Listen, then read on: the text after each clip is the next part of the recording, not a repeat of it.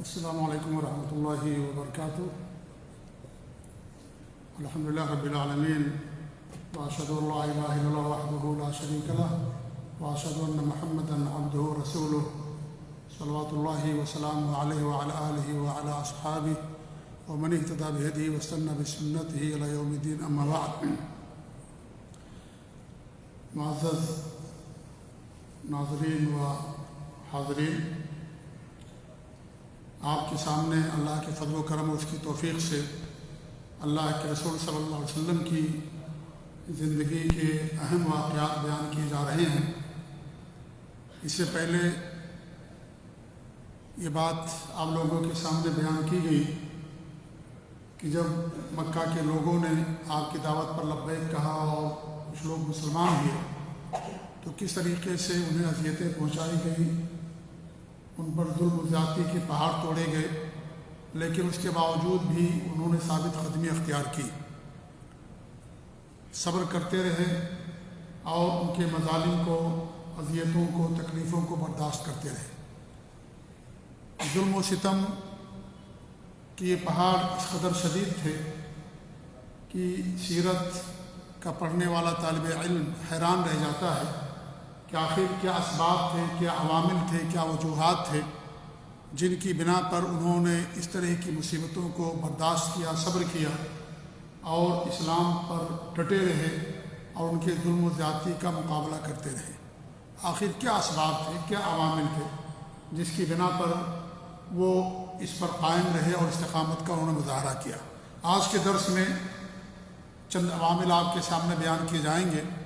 چند اسباب، اگرچہ عوامل اور اسباب بہت زیادہ ہیں لیکن چند ہی اسباب آپ کے سامنے بیان کرنے کی کوشش کریں گے، اور یعنی وہ اسباب اور عوامل جن کی وجہ سے شروع کے مسلمانوں نے، ابتدائی مسلمانوں نے مکہ کے یا کفار و مشرکین کے ظلم و ستم کو برداشت کیا، اس کے کیا اسباب تھے۔ میں نے بتایا کہ بہت سارے اسباب اس کے ہو سکتے ہیں لیکن چند اسباب انشاءاللہ ہم آپ کے سامنے بیان کرنے کی کوشش کریں گے۔ سب سے پہلا سبب اللہ رب العالمین پر سچا، پختہ اور کامل ایمان، اور ایمان سب سے بڑی طاقت ہوتی ہے۔ انسان کے پاس سب سے بڑی دولت اللہ پر ایمان کی دولت ہوتی ہے۔ اس طاقت اور دولت کے سامنے دنیا کا کتنا بھی بڑا ظلم ہو انسان برداشت کر لیتا ہے، کیونکہ ساری طاقتیں آج دنیا کے اندر جو کچھ بھی ہیں اللہ تعالیٰ کی دی ہوئی ہیں۔ طاقت اور منبع کا، طاقت اور قوت کا منبع اللہ تعالیٰ کی ذات مبارکہ ہے۔ تو جب انسان اللہ رب العالمین کی ذات پر سچا ایمان رکھتا ہے اور اس کے دلوں میں ایمان کی بشاشت جب جاگزی ہو جاتی ہے تو انسان بڑے سے بڑے طوفانوں کا مقابلہ کر لیتا ہے اور اس کے سامنے سیسا پلائی دیوار بن جاتا ہے اور بڑے بڑے مشکلات کو، پریشانیوں کو خاطر میں نہیں لاتا ہے۔ تو ایمان سب سے بڑی طاقت تھی ان کے پاس، جو اللہ پر وہ ایمان لائے، پختہ ایمان۔ تو یہ سب سے بڑی وجہ اور سب سے بڑا سبب تھا جس کی بنا پر انہوں نے اتنے بڑے بڑے مشاکل اور پریشانیوں کو برداشت کیا۔ دوسری جو بات تھی وہ تھی اللہ کے رسول صلی اللہ علیہ وسلم کی عظیم قیادت اور آپ کا عظیم نمونہ، اور آپ صلی اللہ علیہ وسلم کا ان کے سامنے رہنا اور ان کی تعلیم و تربیت کرنا، ان کا تزکیہ کرنا، یہ بہت بڑا سبب یہ بھی تھا جس کی بنا پر وہ صبر کرتے تھے۔ خود اللہ کے رسول صلی اللہ علیہ وسلم بھی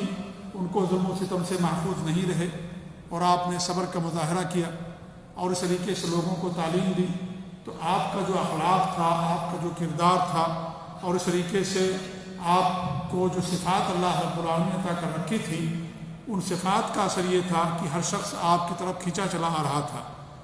اور آپ سے محبت کا یہ یعنی اثر تھا کہ کوئی یہ تصور بھی نہیں کر سکتا تھا کہ وہ آسائشوں میں رہے، آرام میں رہے اور اللہ کے رسول صلی اللہ علیہ وسلم کے قدم مبارک کے اندر ایک کانٹا بھی چبھے، کیونکہ آپ نے جو نمونہ پیش کیا اپنائیت کا، صحابہ سے محبت کا اور اخلاق کا، وہ کردار اور وہ نمونہ جو آپ نے لوگوں کے سامنے پیش کیا، اس کی بنا پر انہیں اور حوصلہ ملتا تھا اور اس طریقے سے تمام ظلم کو برداشت کرتے تھے۔ کوئی بھی صحابی تصور بھی نہیں کر سکتا تھا کہ ہم آرام میں رہیں، آسائش میں رہیں اور اللہ کے رسول صلی اللہ علیہ وسلم کو کوئی ذرہ برابر تکلیف بھی پہنچے۔ کتنے سارے واقعات ہیں صحابہ کرام کے جو اس سے پہلے بھی بیان کیے اور آنے والے دنوں میں بھی انشاءاللہ ہم آپ کے سامنے بیان کریں گے، جس سے اندازہ ہوتا ہے کہ صحابہ کرام کے سامنے اللہ کے رسول صلی اللہ علیہ وسلم کی ذات مبارکہ ایک نمونہ کی حیثیت رکھتی تھی، اور اس طریقے سے آپ کی جو عظیم قیادت تھی اس کے وجہ سے انہوں نے تمام تکلیفوں کو اور مصیبتوں کو برداشت کیا۔ ایک بڑی مثال حضرت ابوبکر صدیق رضی اللہ تعالیٰ عنہ کی ہے کہ ایک مرتبہ انہیں کفار نے سخت مارا پیٹا، قریب تھا کہ ان کی روح ان کے جسم سے نکل جائے۔ کافی دیر بعد انہیں ہوش آیا، تو انہوں نے سب سے پہلے جب ہوش آیا تو اپنی والدہ سے پوچھتے ہیں کہ مجھے بتائیں کہ اللہ کے رسول صلی اللہ علیہ وسلم کیسے ہیں۔ ہوش آنے کے بعد سب سے پہلے اللہ کے رسول صلی اللہ علیہ وسلم کے بارے میں سوال کیا۔ ان کی والدہ نے کہا کہ مجھے ان کے بارے میں نہیں معلوم ہے، تو ابوبکر رضی اللہ تعالیٰ نے کہا کہ فلاں کے پاس جاؤ اور جا کر کے ان کے بارے میں سوال کرو کہ ان کی طبیعت کیسی ہے، وہ کس طریقے سے ہے۔ اس کے بعد لوگ ان کے پاس گئے، وہ بھی اللہ کے ابوبکر صدیق کے پاس آئے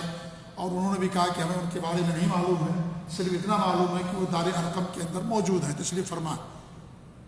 تو ابوبکر صدیق رضی اللہ عنہ نے کہا کہ جب تک میں اللہ کے رسول کا دیدار نہ کر لوں، جب تک آپ کو دیکھ نہ لوں، اس وقت میں پانی بھی نہیں پیوں گا اور کھانا بھی نہیں کھاؤں گا۔ اس کے بعد حالانکہ وہ تکلیف میں تھے، پریشانی میں تھے، اس کے باوجود بھی ان کی والدہ اور اس طریقے سے ایک اور انہیں اپنے کندھے کا سہارا دے کر کے دار ارقم لے گئے، اور اس طریقے سے انہوں نے اللہ کے رسول صلی اللہ علیہ وسلم کو دیکھ لیا۔ اس کے بعد انہوں نے کھانا کھایا اور پانی پیا۔ تو ایک مثال ہے صرف ایک صحابی کی، ورنہ اس طرح کی ہزاروں مثالیں سیرت کی کتاب کے اندر اور اوراق میں، تاریخ میں چیزیں آپ کو مل جائیں گی۔ تو اللہ کے رسول صلی اللہ علیہ وسلم سے لوگوں کو اس قدر سچی محبت تھی، کیونکہ آپ کا جو کردار تھا، اخلاق تھا، سارے لوگ اس سے متاثر تھے، حتیٰ کہ جو کفار تھے، مشرکین تھے، وہ بھی آپ کے اخلاق و کردار سے متاثر تھے، اس لیے آپ کو صادق کہتے تھے، آپ کو امین کہتے تھے۔ اور سچائی کا عالم یہ تھا کہ آپ کی سچائی پر لوگوں کو اس قدر یقین تھا کہ جو مشرکین تھے وہ بھی جانتے تھے کہ آپ سچے ہیں۔ اس لیے اگر آپ کسی کے بارے میں بدعا کر دیتے تو مشرکین کو یقین ہو جاتا کہ آپ کی بدعا ضرور ہمیں لگ جائے گی۔ کتنے ایسے واقعات، ابو لہب کے بیٹے کے لیے آپ نے بدعا کی، اور جب اسے سفر میں شیر نے پکڑا تو اس نے کہا کہ کچھ نہ ہو، یہ محمد صلی اللہ علیہ وسلم کی بدعا کا نتیجہ ہے۔ اس طریقے سے کتنے واقعات ہیں۔ ایک شخص ابن ابی خلف، آپ نے اس کے اوپر دعا فرمائی اور کہ میں تجھے یعنی کہ تو مارا جائے گا ہمارے ہاتھ سے۔ تو ابی بن خلف جب جنگ بدر واقع ہوتی ہے تو یہ بھی مشہور انسانوں میں سے تھا، اور وہ جانے کے لیے تیار نہیں تھا، اور اس نے کہا کہ اگر میں جاؤں گا تو میں مار دیا جاؤں گا، کیونکہ اللہ کے رسول نے میرے اوپر، محمد صلی اللہ علیہ وسلم نے میرے اوپر بدعا کی ہے۔ تو جو کفار و مشرکین تھے انہیں بھی اس بات کا پورا یقین تھا کہ آپ جو کچھ کہتے ہیں سچ کہتے ہیں، اور آپ کی ساری بات سچی ہے اور اس میں ذرہ برابر کوئی جھوٹ شامل نہیں ہے۔ تو سب لوگ آپ سے پیار کرتے تھے، محبت کرتے تھے، صحابہ کرام، اور اس طریقے سے جو مشرکین کفار تھے انہیں بھی پورا احساس تھا، یقین تھا کہ آپ کی ہر بات جو ہے سچی ہوتی ہے اور آپ کی بددعائیں پوری ہو جاتی ہیں۔ تو اس طریقے سے آپ کا جو اخلاق اور کردار تھا اس کی وجہ سے بھی صحابہ کرام کو حوصلہ ملتا تھا، اور جب اللہ کے رسول کو بھی تکلیف پہنچتی تھی، مصیبت پہنچتی تھی اور آپ صبر کرتے تھے تو انہیں باقاعدہ حوصلہ مل جاتا تھا کہ جب آپ بھی محفوظ نہیں ہیں اور آپ کو بھی ستایا جا رہا ہے تو ہم آپ کے سامنے کیا حیثیت رکھتے۔ تو اس کی وجہ سے انہیں ہمت ہوتی تھی، حوصلہ ملتا تھا، اور اس طریقے سے وہ صبر کرتے تھے۔ تیسری چیز یہ تھی کہ انہیں ذمہ داری کا احساس تھا کہ جو دعوت انہوں نے قبول کی ہے، جو دین قبول کیا ہے، وہ کیا ہماری ذمہ داری بنتی ہے، اس کی اشاعت کے لیے، اس کو لوگوں کے اندر پھیلانے کے لیے۔ اگر وہ پہلو تہی کریں گے تو قیامت کے دن اس کے خطرناک نتائج جو ہے نکلیں گے، اور اس طریقے سے انہیں یعنی اللہ تعالیٰ کے ہاں خفت ہو سکتی ہے۔ تو اس وجہ سے جو ذمہ داری تھی، جس کا احساس تھا، اس کی وجہ سے ساری تکلیفوں اور مصیبتوں کو برداشت کر لیا کرتا۔ تو یہ بہت بڑی بات ہے کہ انسان ذمہ دار ہو، اس کا احساس ہو۔ آج کتنے لوگ ہیں انہیں اپنی ذمہ داری کا احساس نہیں ہوتا، لیکن انسان کے پاس اگر ذمہ داری کا احساس ہو جائے کہ جو میرے پاس امانت ہے، جو دین ہے، اللہ تعالیٰ کی جو نعمت ہے، اس نعمت کو، دین کو ہمیں دوسروں تک پہنچانا ہے، تو انسان اس راستے میں جو بھی مشکلات آتی ہیں، پریشانیاں آتی ہیں، انسان اس کو صبر کر لیتا ہے اور اس تکلیف کو برداشت کر لیتا ہے۔ تو انہیں ذمہ داری کا احساس تھا کہ ہم لوگوں کندھے پر جو دین آیا ہے اور جس دین کو ہم نے قبول کیا اللہ تعالیٰ کے فضل اور احسان کے بعد، اس کی اشاعت بھی کرنا ہے، اسے لوگوں تک پھیلانا ہے، لوگوں تک اسے پہنچانا ہے، یہ احساس تھا۔ اس کی وجہ سے ساری تکلیفوں کو وہ برداشت کیا کرتے تھے۔ چوتھی چیز یہ تھی کہ آخرت پر ان کا ایمان سچا اور کامل تھا۔ ہر مسلمان کا آخرت پر ایمان ہوتا ہے، لیکن ان کا ایمان اس قدر قوی تھا کہ اللہ رب العالمین نے ان کے جیسے ایمان لانے کے لیے ہمیں کہا ہے، فَإِنْ آمَنُوا بِمِثْلِ مَا آمَنْتُمْ بِهِ فَقَدِ اهْتَدَوْا، اگر تم لوگ ایمان لے آؤ جیسے صحابہ ایمان لائے ہیں تو تمہیں ہدایت مل جائے گی۔ تو صحابہ کا جو ایمان تھا اللہ پر، نبی پر، آخرت پر، وہ ہمارے لیے مشعل راہ ہے، ہمارے لیے نمونہ کی حیثیت رکھتے ہیں۔ تو اس قدر ان کا ایمان تھا آخرت کے اوپر کہ دنیا فانی ہے، دنیا کی کوئی حیثیت نہیں اللہ تعالیٰ کے سامنے یا آخرت کے سامنے، اور جو بھی تکلیفیں اور پریشانیاں، مصیبتیں ہیں وہ دنیا کے اندر ہیں، یہ ختم ہو جائیں گی اور چند دنوں کے لیے وقتی ہیں، اور اس کے بعد جو زندگی آنے والی ہے وہ ہمیشگی والی زندگی ہے، اور اس طریقے جو کچھ بھی ہم کریں گے ہمیں اس تمام چیزوں کا بدلہ ملے گا اللہ تعالیٰ کی طرف سے۔ جو احساس تھا، آخرت پر ایمان تھا، یہ تمام چیزیں ایسی تھیں جس کی وجہ سے دنیا کی تمام تکلیفیں، مصیبتیں ان کے سامنے ہیچ نظر آتی تھیں اور انہیں معمولی سمجھتے تھے۔ اس لیے آپ دیکھیں کتنی بڑی پریشانیوں کے باوجود بھی ان کی زبان سے صرف عہد عہد کے نعرے رہتے تھے کہ اللہ ایک ہے، اللہ ایک ہے، ہمارا اللہ کی ذات پر ایمان۔ اس کے علاوہ ان کی زبان سے کوئی چیز اور نہیں نکلتی تھی۔ حضرت بلال کا واقعہ آپ نے سنا، اس طریقے سے اور صحابہ کرام کے واقعات آپ نے سنے،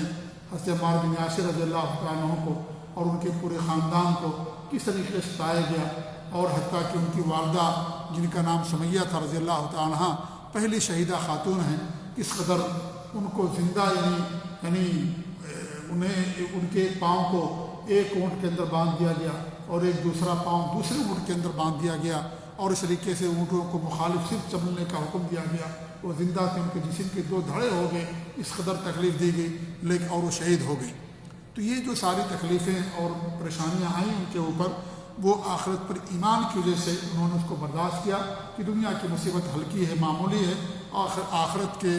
اور یعنی عذاب اور آخرت میں انتقام کے مقابلے میں اس کی معمولی، یہ جو سزائیں دنیا کے اندر بہت معمولی ہیں۔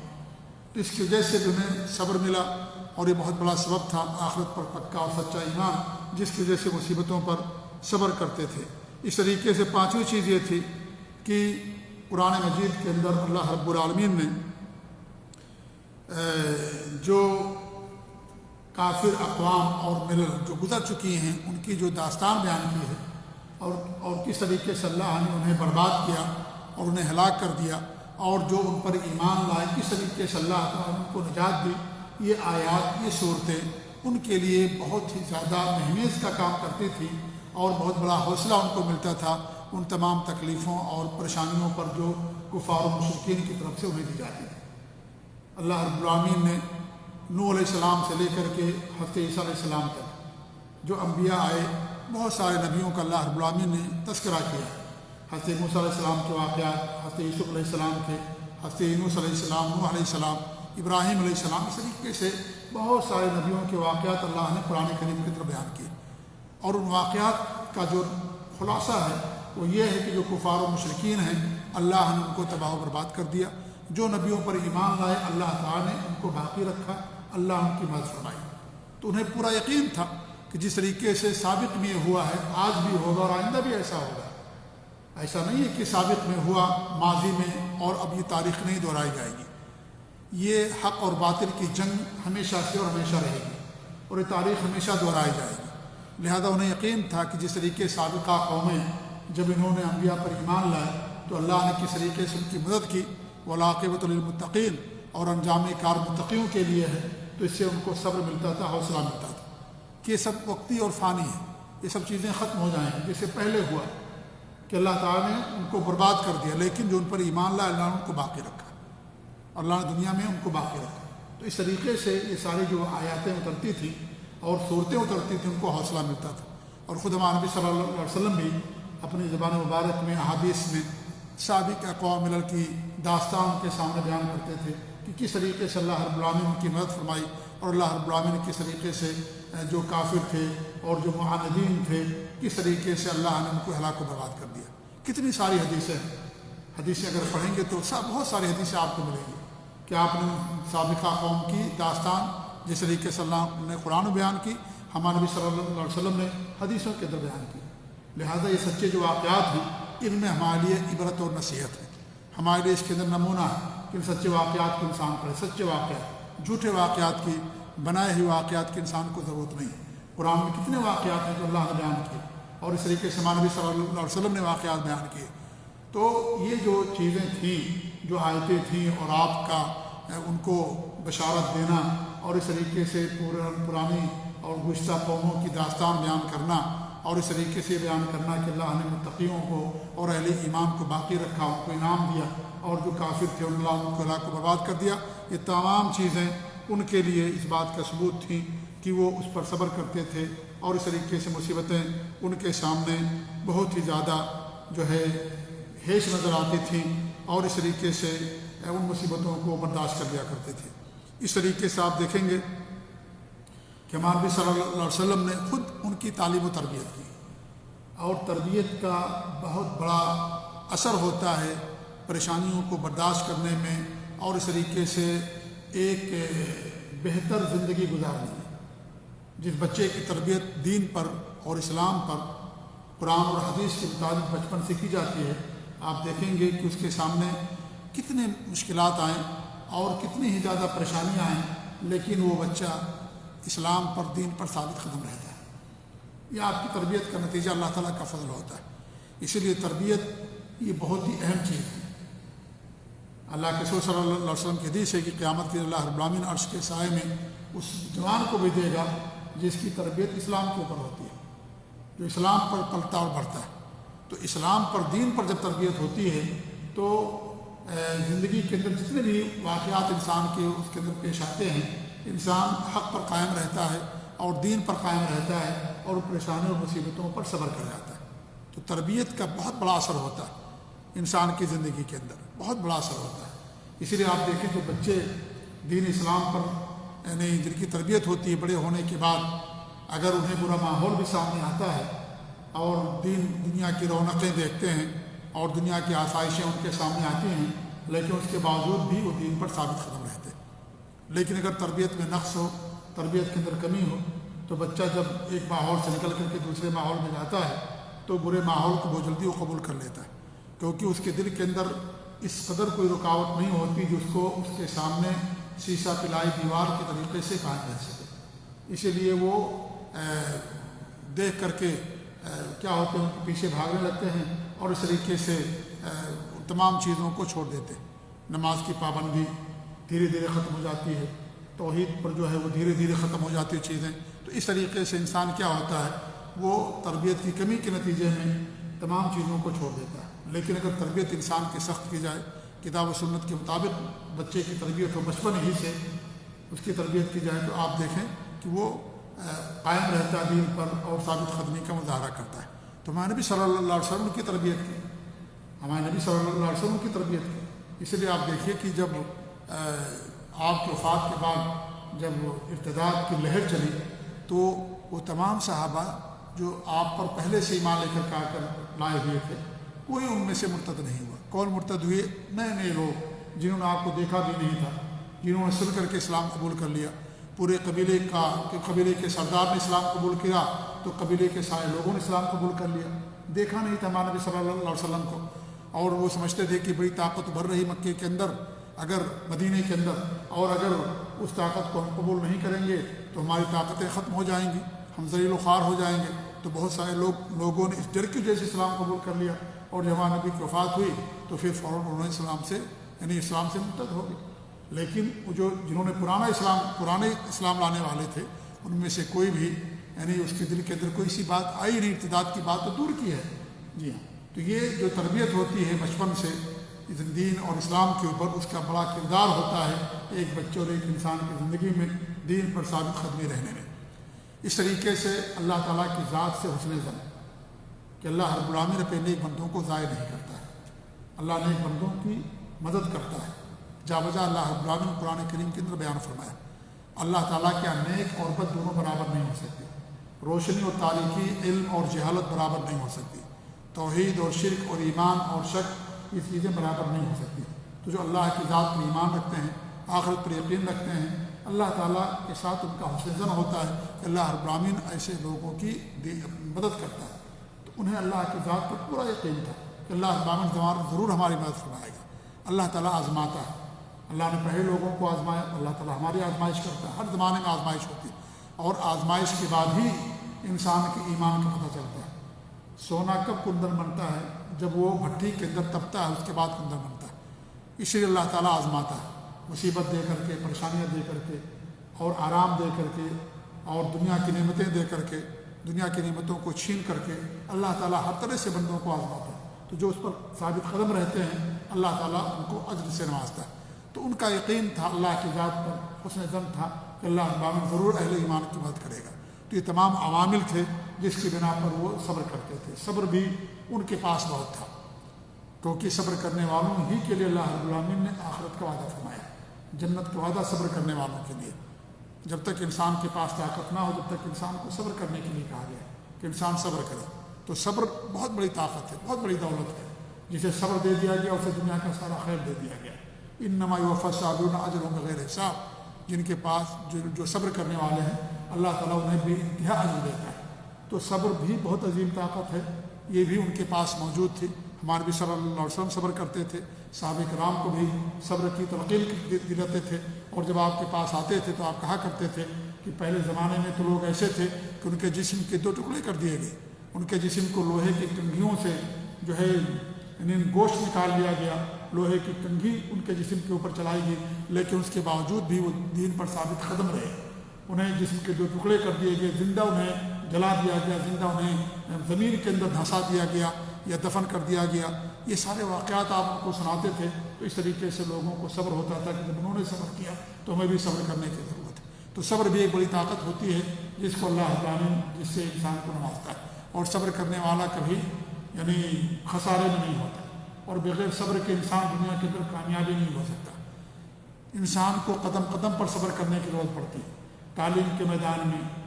کام کرنے کے میدان میں، آپ کوئی بھی میدان دیکھ لو، جب تک انسان صبر نہیں کرتا ہے اس وقت تک انسان کو کامیابی نہیں ملتی۔ تو صبر بہت بڑی طاقت ہے، بہت بڑا پاور ہے جو انسان کے پاس ہوتا ہے۔ یہ چیزیں ان کے پاس تھیں جن کی بنا پر وہ ان بڑے بڑے مصیبتوں کو اور تکلیفوں کو برداشت کرتے رہے، اور اس طریقے سے آخر میں اللہ رب العالمین کی مدد فرمائی، دین دنیا کے اندر غالب ہوا۔ آج ان کا ذکر چلتا ہے صحابہ کرام کا کہ ان کے ذریعے سے اللہ نے دنیا کے اندر دین کو غالب کیا۔ ان کے صبر کا اور مصیبتوں پر صبر اور برداشت کا نتیجہ تھا کہ اللہ رب العالمین دین کی دنیا کے اندر غالب فرمایا۔ تو صبر بہت عظیم طاقت ہے، یہ کچھ عوامل ہیں جس کی بنا پر انہیں صبر ملا، اور اس طریقے تمام تکلیفوں کو انہوں نے برداشت کیا۔ اس کے بعد انشاءاللہ آنے والے دنوں میں اس کے بعد آپ کی دعوت کا جو تیسرا مرحلہ تھا مکے کا، کہ مکے سے باہر نکل کر کے آپ لوگوں کو دعوت دی۔ میں نے بتایا کہ مکے کی جو دعوت ہے اس کو 3 مرحلوں میں تقسیم کیا گیا ہے۔ پہلا مرحلہ خفیہ دعوت 3 سالوں پر مشتمل تھی، دوسرا مرحلہ مکے کے اندر اعلانیہ دعوت۔ جب آپ نے اعلانیہ دعوت دیا تب آپ مکہ کے جو ایمان لانے والے تھے لوگوں نے ان کو تکلیف دینا اور اذیت پہنچانا شروع کر دیا۔ یہ دعوت کا مرحلہ 7 سالوں پر مشتمل تھا۔ اس کے بعد 3 سال آپ نے مکے سے باہر اعلانیہ دعوت اور مکے کے آس پاس کی جو آبادیاں اور بستیاں تھیں وہاں آپ نے دعوت دینا شروع کیا۔ یہ بھی 3 سال مشتمل تھا، کیونکہ آپ کی زندگی مکے کی نبوت کی 13 سالوں پر مشتمل ہے۔ 3 سال خفیہ دعوت، 7 سال اعلانیہ دعوت مکے کے اندر، 10 سال ہو گئے، اور 3 سال آپ نے مکے کے آس پاس کی جو آبادیاں بستیاں تھیں، شہر تھے، وہاں آپ نے لوگوں کو دعوت دینا شروع کیا۔ اور سب سے پہلے جو آپ گئے وہ طائف کا میدان، طائف کا شہر تھا جہاں آپ گئے تھے لوگوں کو دعوت دینے کے لیے۔ انشاءاللہ آنے والے ہفتے میں آپ کے جو طائف کا سفر ہے اسے انشاءاللہ ہم آپ کو بیان کرنے کی کوشش کریں گے۔ اللہ تعالیٰ سے دعا کہ اللہ رب العالمین ہمیں اپنے نبی صلی اللہ علیہ وسلم کی سیرت کو اپنانے اور آپ کی سیرت کو پڑھنے اور اس پر عمل کرنے کی توفیق عنایت فرمائے۔ آمین رب العالمین صلی اللہ علیہ محمد وعلی آلہ وصحبہ اجمعین۔ جزاکم اللہ خیر، والسلام علیکم ورحمۃ اللہ وبرکاتہ۔